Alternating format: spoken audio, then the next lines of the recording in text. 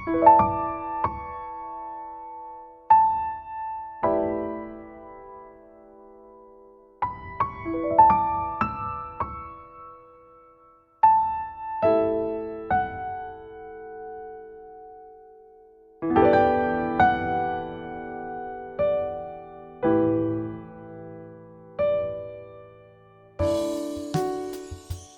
you ever wondered why so many men live with chronic pain?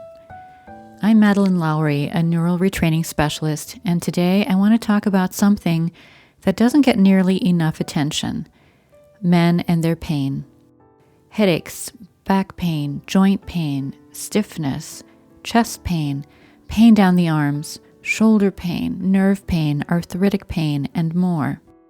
When we talk about pain, especially chronic pain, we often overlook the unique emotional landscape that men are navigating. Pain isn't just physical. It is shaped by the nervous system, by stress patterns, by emotional suppression, and by the roles that we are taught to play. And for many men, those roles come with a cost. From a very young age, many men receive a clear message: don't feel too much, don't cry, don't be vulnerable, don't show fear or sadness. Be strong, be in control. And while this conditioning may be intended to build resilience, what it often does instead is shut down healthy emotional expression. When emotions don't have permission to be felt or expressed, they don't disappear. They go underground. Men learn to bury grief, fear, shame, and even tenderness.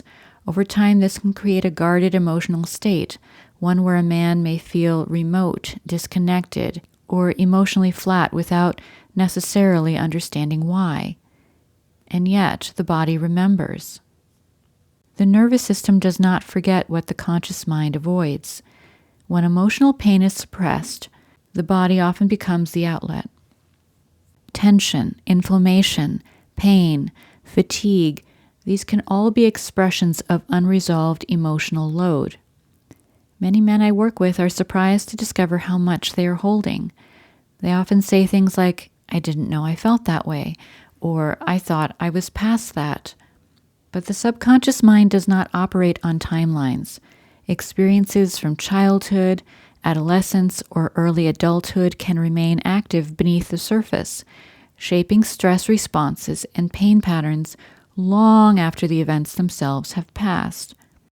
Men are also given deeply conflicting messages about emotions.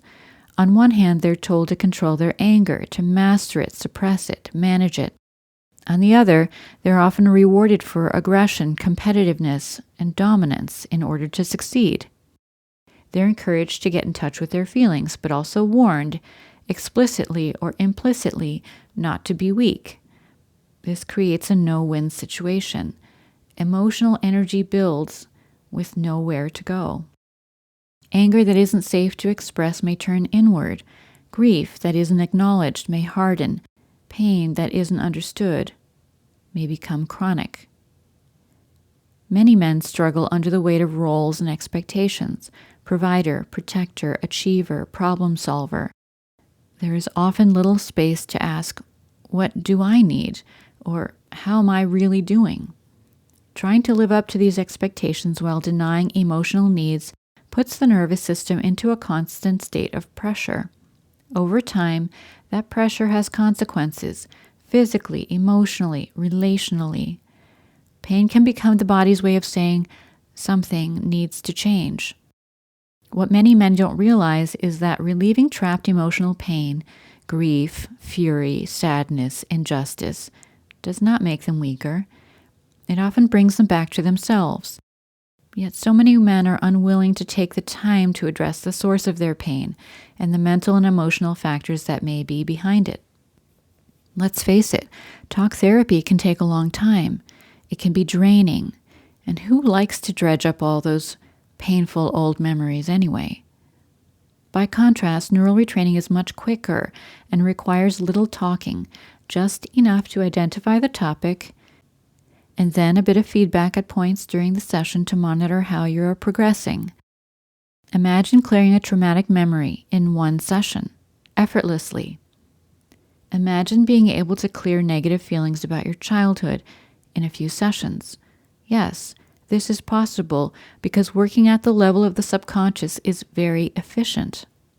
For example, I worked with a client who came to me because he didn't like his habitual emotional responses. He knew that he was overreacting and withdrawing from people, but just couldn't change it. He suspected it was related to painful childhood patterns of neglect. It took about 3 sessions to clear the pain around these memories. First, his emotional numbness, then his anger and resentment. Afterwards, he felt more peaceful. He said he felt lighter. Working with the subconscious allows the nervous system to safely process what was never given space before. And when that emotional load is released, physical pain often shifts as well. This is not about blaming men for their pain. It is about recognizing how deeply human their experience is and how much healing is possible when the body and the mind are finally allowed to work together. If you are a man living with chronic pain, tension, or unexplained symptoms, and you've tried everything else, I invite you to consider a different approach. Your pain may not be a failure of your body, but a signal from a nervous system that has been carrying too much for too long. To learn more about subconscious neural retraining and how it can support emotional and physical healing, please visit tcneuralretraining.com. Take our free quiz or sign up for a free phone consultation.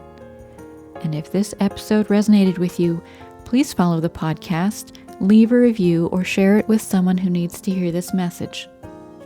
Thanks for listening, and remember, healing begins when we allow ourselves to feel and to finally let go. Content of this podcast copyright 2026 by Twin Cities Neural Retraining. Music by Barbara Ben.